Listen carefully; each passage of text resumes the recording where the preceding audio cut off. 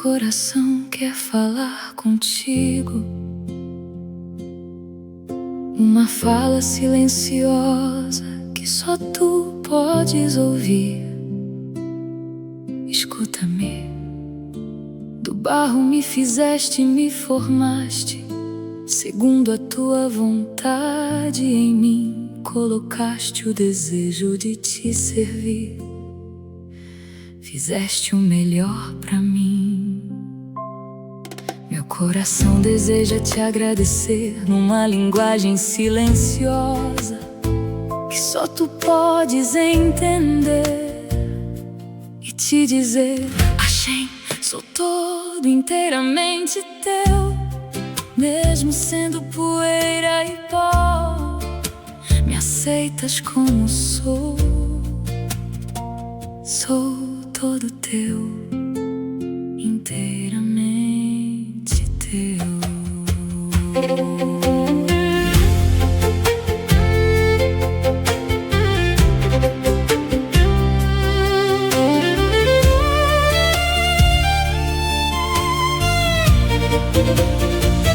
Na quietude do meu ser encontro a tua luz, o vaso se rompe, mas a alma conduz. Baruch Hashem, no silêncio a cantar, sou pó em tuas mãos, pronto para recomeçar.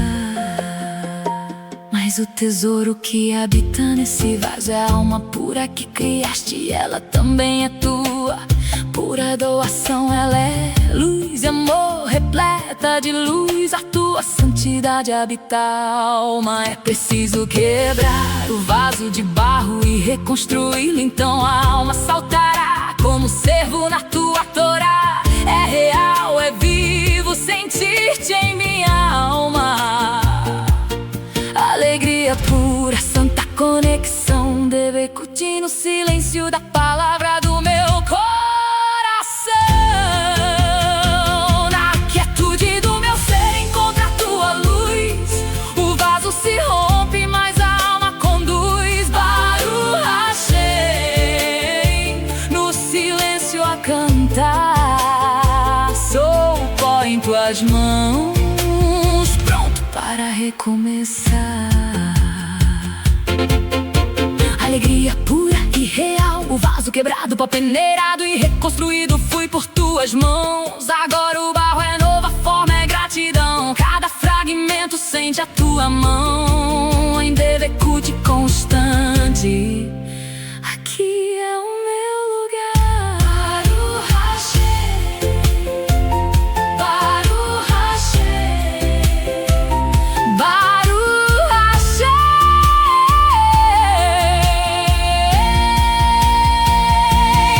Alegria pura e real, reconstruído por tuas mãos. Livi Rotzele da Berelei, Hadi Burrari, Shishera Kataya, Rolis Moa, Haksheveli, Meha Romera, Zitaoti, Veatartoti, Kirat Zora, Uvisão, Tete, Hateshuka, Lavodotra, Asita, Etatov, Beotera, Vuri, Libi, Mistokek, Lehodot, Lerabe, Safarari, Shit, Shera, Kataya, Role, Habi, Velomar, Lera, Hashe, Anikuli, Bela, Gambri, Shela, Gambiot, Yafaveve, Atame, Kabelotik, Moshe, Ani, Anikuli, Shela, Legambre, Shela, Beshale, Vateshuti, Animote, Torah, Hakinishba, Arane, Shama, Movila, Baruch Hashem, Bestikala, Shirani, Afar, Beadeira, Murale, Atril, Veradash. Aha, Odzara, Shorem, Biklizi, Ruhane, Shama, Hati, Ora, Shebarata, Vehigam, Shelra, Netina, Tehora, Hi, Orvea, Hava, Melea, Tor, Kedushat, Rashorenet, Bane, Shama, Zarir, Lishboret, Kli, Haromer, Veliv, Notu, Merada, Shazane, Shama, Tedalek, Ayel, Betora, Traze, Amiti, Zera, Ile, Harguishu, Trabenishmat, Simra, Tehora, Ribur, Kadosh, Devekut, Beshtikat, Milat, Libi, Beshalevat, Yeshuti, Animote, Torah, Hakinishba, Arane, Shama, Movila, Baruch Hashem, Bestikala, Anifar, Beadeira, Murale, Atril,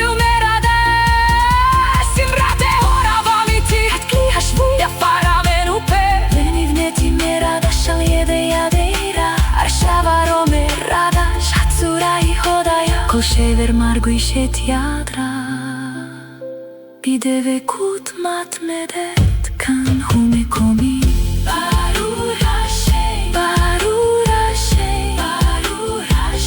Simbrate horavamiti Haki hashvur Heafara menupe Venivneti meradash Aliedei adeira Barur Hashem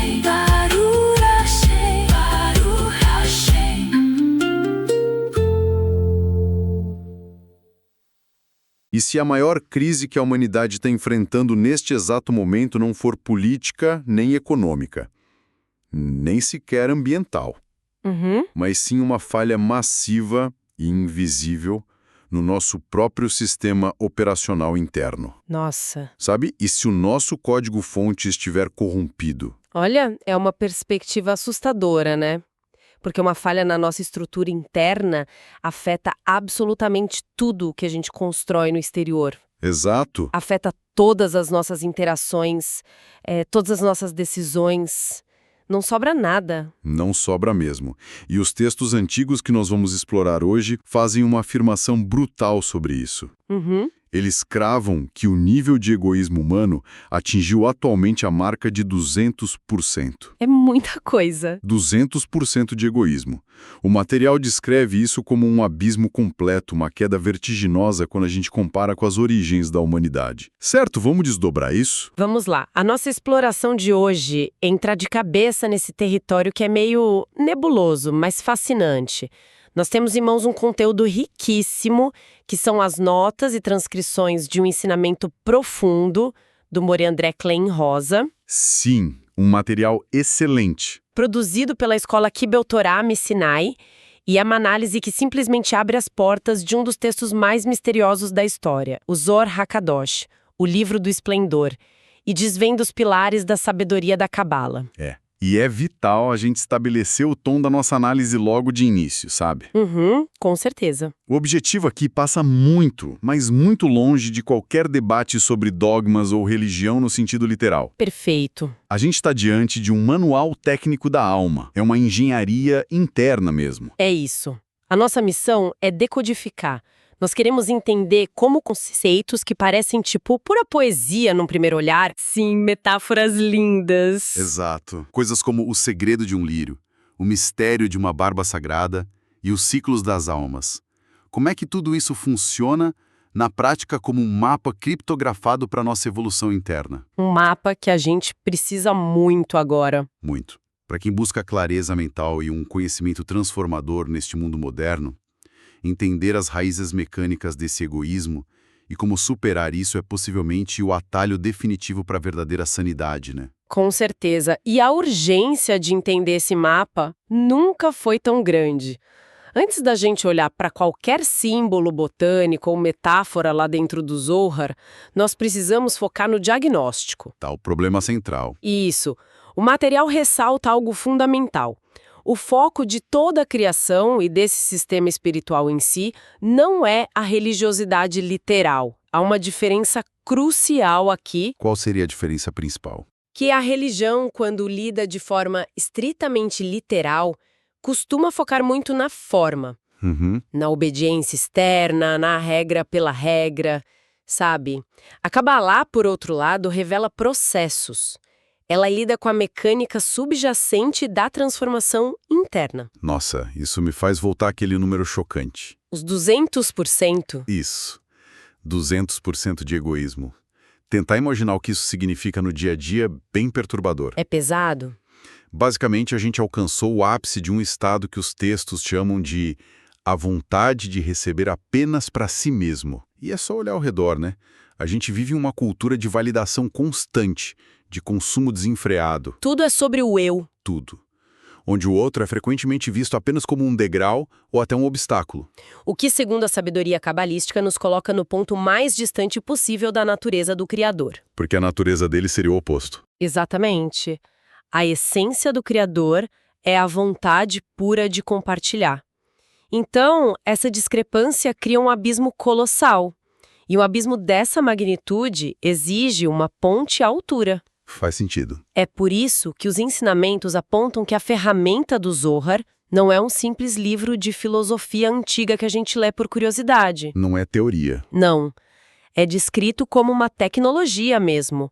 Uma tecnologia entregue e revelada especificamente para esta época, para nossa geração final. Olha que loucura. O material até menciona que esse timing já estava codificado no livro de Daniel, certo? Sim, estava lá o tempo todo. É como se o antídoto só pudesse ser plenamente liberado quando o veneno atingisse a sua potência máxima. Uma defesa programada. Pensando por esse lado, me vem uma analogia. Se a gente imaginar esse egoísmo operando a 200% como um sistema operacional de um computador. Um computador corrompido. Completamente corrompido.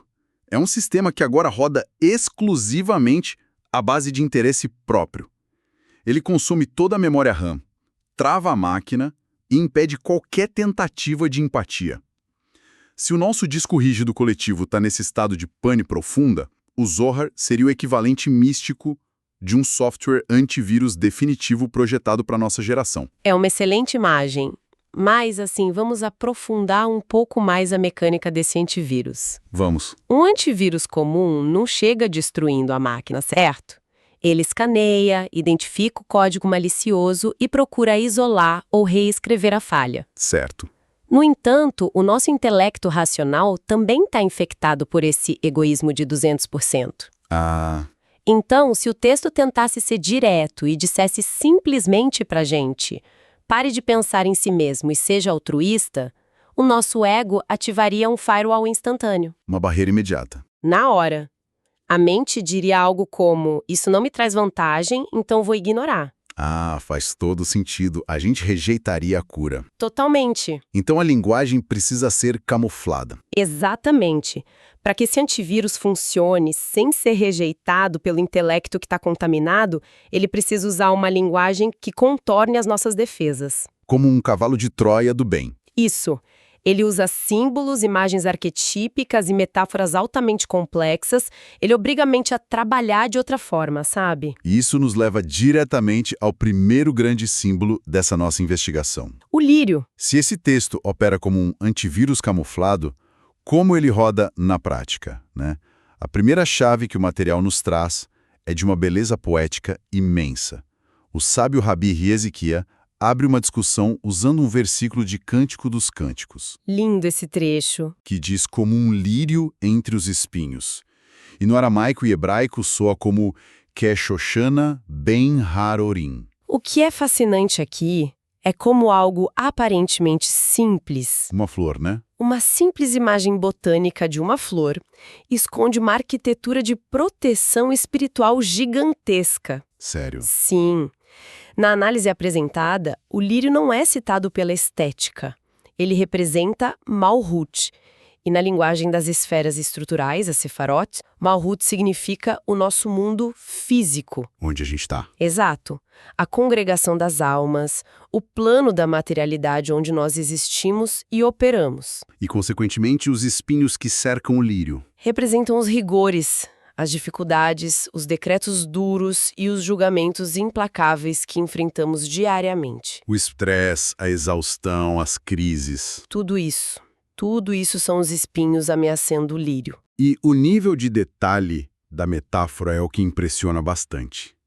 A anatomia mística dessa flor é literalmente dissecada no texto para explicar a nossa defesa. É uma precisão incrível. O texto menciona as 13 pétalas macias do lírio.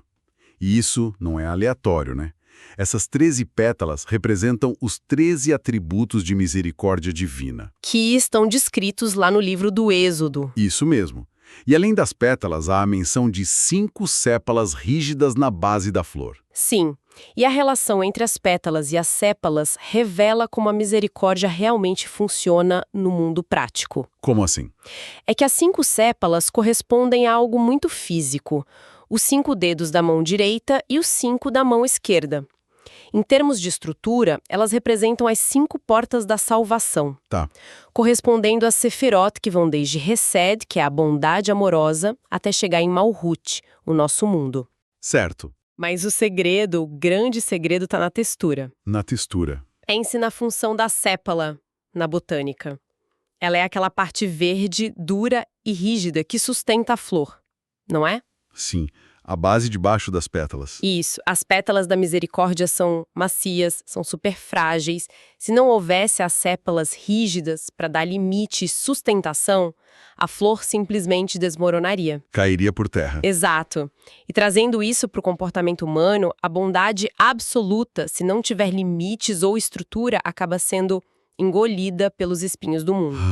Uau! Uma pessoa que apenas cede, sabe que não tem fronteiras ou rigor, é rapidamente devorada pelo egoísmo alheio. A Kabbalah ensina que a misericórdia sustentável precisa dessa base de rigor.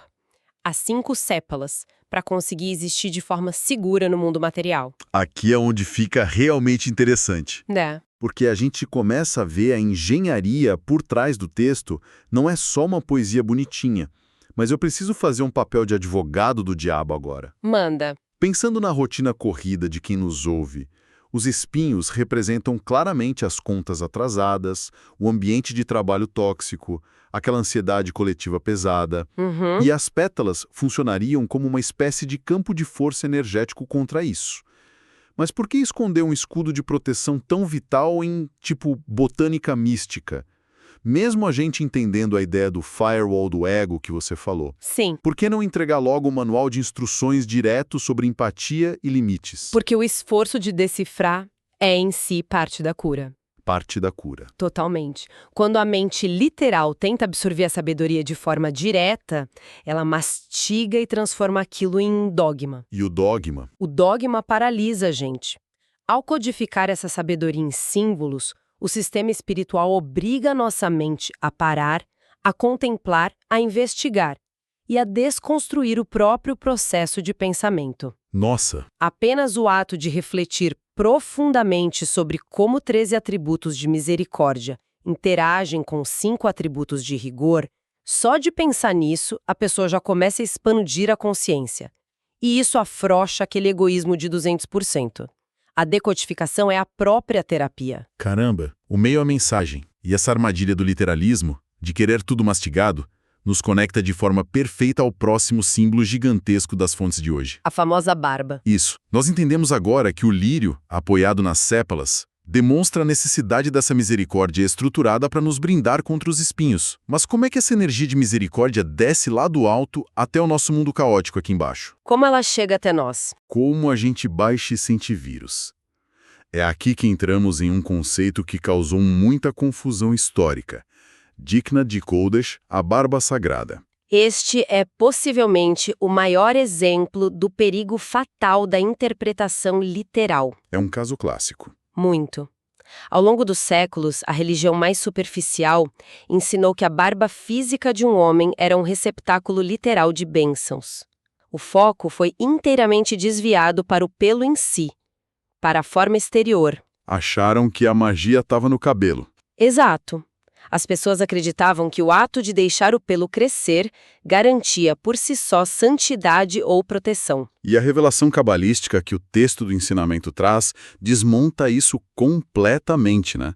Grandes sábios como o Arizal revelaram que a barba, neste contexto místico, é puramente uma representação esquemática de fluxos energéticos.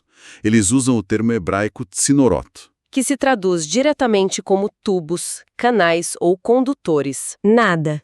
Eles conectam os níveis superiores da consciência ao subconsciente, canalizando a misericórdia pura, que é chamada de Haramim, lá do alto, diretamente para Malhut, para nós. Se conectarmos isso a uma visão mais ampla, a tragédia de focar no pelo físico fica muito clara. Fica óbvia. Sim, porque alguém pode ostentar a barba mais longa do mundo, focando apenas na forma exterior, e ainda assim carregar os mesmos 200% de egoísmo.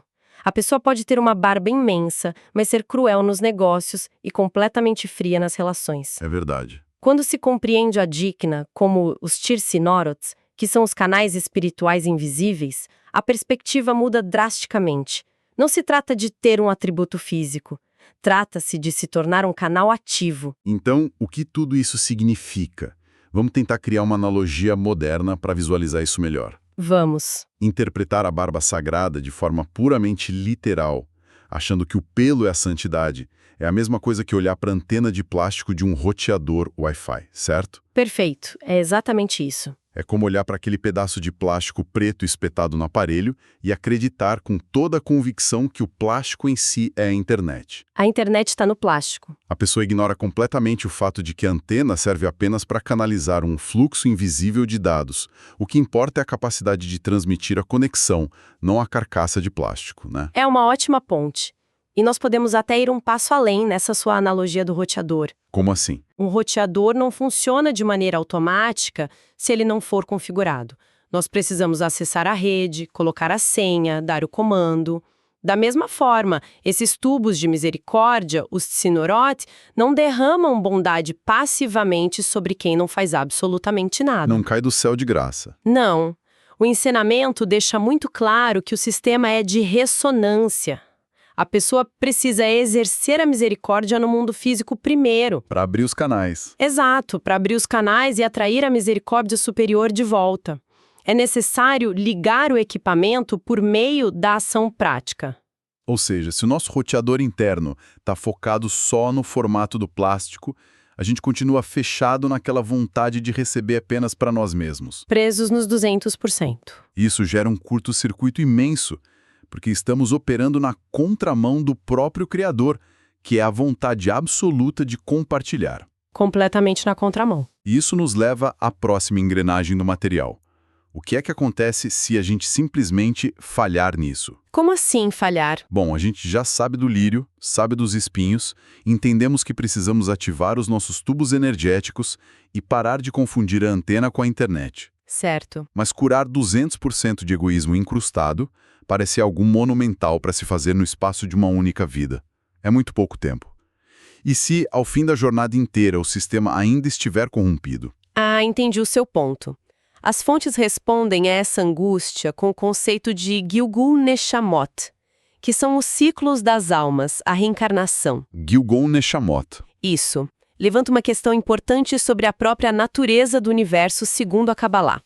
O sistema espiritual foi desenhado com uma margem de tempo incrivelmente generosa para a humanidade. Uma folga. Uma grande folga, e isso ocorre justamente porque transformar o egoísmo profundo é a tarefa mais difícil de toda a existência. O texto nos lembra de um atributo fundamental. Qual? O Criador não pune simplesmente por vingança ou capricho. Existe o princípio de Eresh Apaim, Iresh Apaim, que significa prolongar a ira, mas que na prática se traduz como dar tempo, estender a paciência e a bondade por várias e várias gerações. O objetivo não é o castigo, o objetivo é a retificação. A retificação que nos textos eles chamam de tikkun, certo? Exatamente, o tikkun. E o texto descreve esse processo de maneira muito visual. A alma, na sua essência pura, permanece a mesma, mas ela precisa retornar em corpos diferentes. O ensinamento compara esses corpos a roupas temporárias que a alma veste. Tudo para poder continuar o seu trabalho inacabado no mundo físico. E há um detalhe linguístico fascinante apontado pelo Morandré Clenrosa sobre essas roupas. Há uma ligação da palavra roupa no idioma original com o nome veste. Veste. Que faz uma referência direta à personagem Veste lá no livro de Esther. E não é à toa que o livro de Esther é citado nessa hora. Tem um código aí. Tem. Na tradição cabalística, a história de Esther é um dos maiores códigos sobre o ocultamento da luz no mundo e sobre o processo de retificação das almas. O próprio nome da fortaleza da história, a cidade de Shushan, deriva da raiz da palavra Shoshana, que é o lírio que discutimos no início da nossa análise. Nossa, então a arquitetura do texto se conecta perfeitamente do começo ao fim. Tudo amarrado. Mas voltando aos ciclos, aos guguls, isso me faz pensar na estrutura de um videogame complexo. Pense em uma fase muito difícil de um jogo. A fase continua se repetindo, ciclo após ciclo. Game over após game over, o cenário reseta e a pessoa volta para o ponto exato onde falhou, até que ela consiga dominar aquela habilidade específica que está faltando para conseguir avançar. A comparação é super válida. Mas há uma diferença crucial aí. Em um jogo normal, a pessoa quer apenas acumular pontos e passar de fase para o seu próprio benefício. Para zerar o jogo. Isso. No mecanismo de Gilgul, o objetivo é mudar a natureza de quem está jogando. O objetivo final de vestir tantas roupas diferentes ao longo de séculos é esmigalhar a vontade de receber apenas para si mesmo e construir tijolo por tijolo a vontade genuína de compartilhar. Em cada vida, conserta-se uma fração mínima desse egoísmo massivo. É um trabalho de formiga, passo a passo. Isso lança uma luz impressionante sobre os espinhos da vida que a gente falou antes. O texto afirma com todas as letras que as lutas de saúde, as dificuldades financeiras e os atritos diários nos relacionamentos não são acidentes de percurso. Longe disso. Fazem parte dessa evolução cósmica. São as dinâmicas exatas e necessárias para testar se já aprendemos a compartilhar. Exato. Não há aleatoriedade no sistema. E há um fator ainda mais profundo que conclui essa visão. O texto frisa que somos todos, no nível das almas, um sistema unificado. É uma grande rede. Todos interligados. Sim. Ninguém sai do processo, ninguém alcança a paz definitiva até que o trabalho global esteja concluído. A retificação de uma pessoa afeta diretamente a retificação de todas as outras. A humanidade inteira está no mesmo jogo. Nós estamos todos presos na mesma fase de 200% de egoísmo. E só conseguiremos avançar quando todos nós ativarmos os nossos próprios tubos de misericórdia. É uma constatação que gera um senso de responsabilidade esmagador, mas ao mesmo tempo é libertador. Sem dúvida. A gente começou tudo isso olhando para um cenário desolador, né? Um abismo de egocentrismo. Mas ao descodificar esses símbolos hoje, nós percebemos que o universo tem uma mecânica de defesa brilhante. Brilhante e paciente. O sistema fornece a estrutura do lírio contra os espinhos implacáveis. Ensina a gente a ativar os fluxos internos de misericórdia para além das superficialidades literais da barba. E ainda nos garante todo o tempo de que precisamos, através dos ciclos contínuos, para aprender a verdadeira empatia. Tudo, absolutamente tudo, é desenhado para o Tikkun, para o conserto. É o entendimento de que a dor e a dificuldade que a gente passa não são o fim da linha, mas são ferramentas de lapidação. Cada espinho obriga a flor a encontrar a sua força lá nas raízes e a expressar a sua misericórdia de forma estruturada. Uma mudança de paradigma brutal para o nosso dia a dia. Brutal mesmo. E para finalizar a nossa exploração de hoje, vale a pena deixarmos uma provocação na mesa para que todos nós possamos refletir ao longo dessa semana. Uma ótima ideia. Sabendo de tudo isso, considerando que cada luta diária é, na verdade, uma engrenagem cósmica feita sob medida para transformar o nosso instinto de receber em um instinto de compartilhar, Certo. vamos pensar naquela pessoa que mais traz frustração na rotina. Aquele colega de trabalho impossível, aquele parente difícil ou aquela situação que parece um beco sem saída total. E se tudo isso não for um obstáculo atrapalhando a vida? E se for exatamente o contrário? E se essa pessoa ou esse confronto que tira a nossa paz for o exato tubo energético desenhado pelo sistema especificamente para concluir a parte da retificação, a parte do Tikkun, que nós deixamos pendente no nosso último ciclo da alma? Fica a reflexão. Até a nossa próxima análise profunda.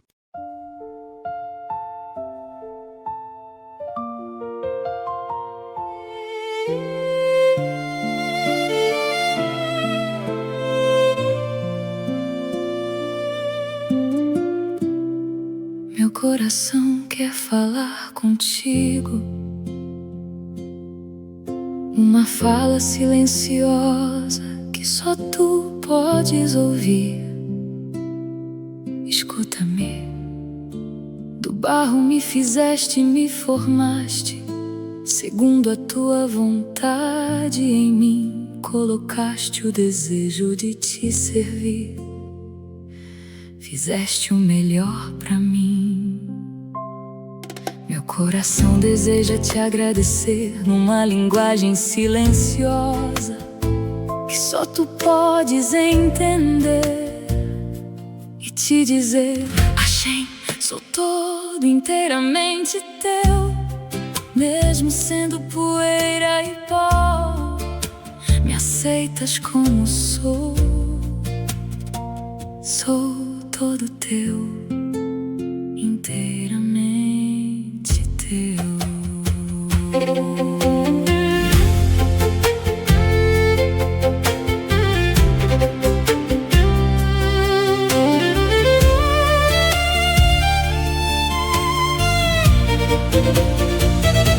quietude do meu ser encontra a tua luz. O vaso se rompe, mas a alma conduz. Barulho achei no silêncio a cantar.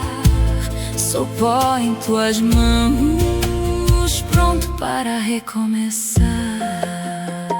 Mas o tesouro que habita nesse vaso é a alma pura que criaste, e ela também é tua. Pura doação, ela é luz e amor, repleta de luz. A tua santidade habita a alma. É preciso quebrar o vaso de barro e reconstruí-lo, então a alma saltará como cervo na tua Torá. É real, é vivo, sentir-te em minha alma. Alegria pura, santa conexão, deve curtir no silêncio da palavra do meu coração. Na quietude do meu ser encontra a tua luz. O vaso se rompe, mas a alma conduz. Barulho achei no silêncio a cantar. Sou o pó em tuas mãos, pronto para recomeçar. Alegria pura e real, o vaso quebrado, pó peneirado e reconstruído fui por tuas mãos. Agora o barro é novo, a forma é gratidão. Cada fragmento sente a tua mão em devecute constante. Aqui é o meu lugar. Barulho achei, barulho achei, barulho achei.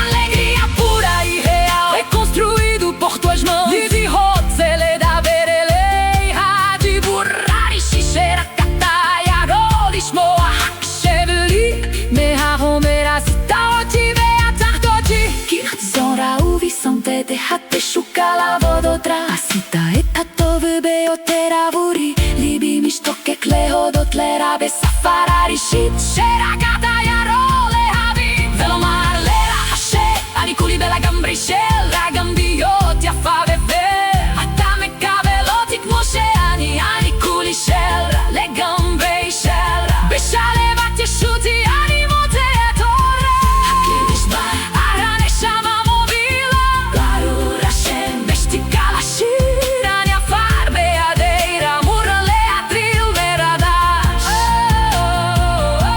aha odzara shorem biklize uhane shama hati ora shebarata vehigam shelra netina tehorahi orve ahava mele ator kedushat rashorenet bane shama zarir lishboret kli haromer velivnot umeradash azane shama tedalek ayel betora traze amiti zerai leharguishu trabenishmati simra tehora ribur kadosh devekut beshtikat milat libieshalevat yeshuti animote tora hakinishva arane shama movila barulho Hashem bestikala shir anifar beadeira murale atril meradash simra tehora vamiti hatkli hashvu yafar amenu pe lenivneti meradash al yedei adeira arshava meradash hatsurai hodaya kol shever marguishet yadra